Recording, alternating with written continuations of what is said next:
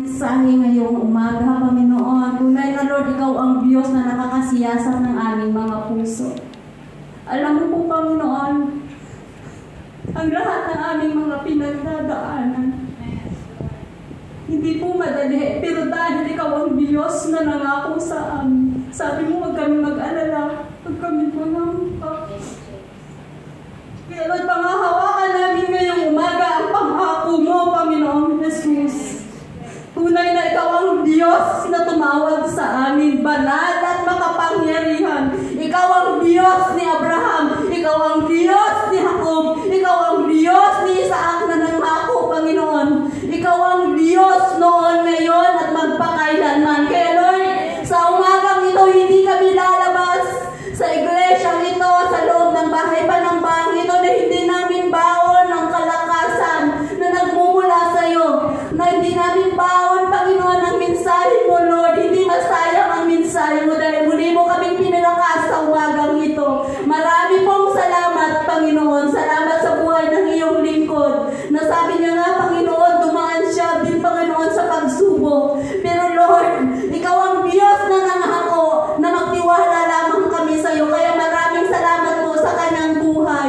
Nawa po ang aming dalangin, Lord Jesus. Ikaw din po ang patuloy na magpala sa buhay ng iyong lingkod na si Pastor Rodel, maging sa kanyang buong sambahayan, Panginoon.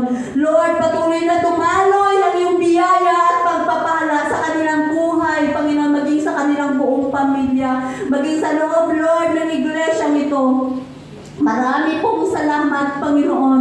Punuin mo lagi ng pag-ibig ang aming puso, ang aming buhay, Panginoon, na lagi lamang kaming nakatingin sa iyo, na Ikaw ang Diyos na tumawag sa aming buhay, Panginoon. Marami pong salamat, Panginoon. Taglawin namin, Panginoon, ang kapayapaang nagmumula sa iyo. Nauuwi kami, Panginoon, mamaya sa aming tahanan, sa aming mga employer na po may ngiti sa aming mga labi, may lakas na daladala, may pag-asang daladala, dahil Ikaw ang Diyos na nagpalakas sa amin ngayong umagang ito.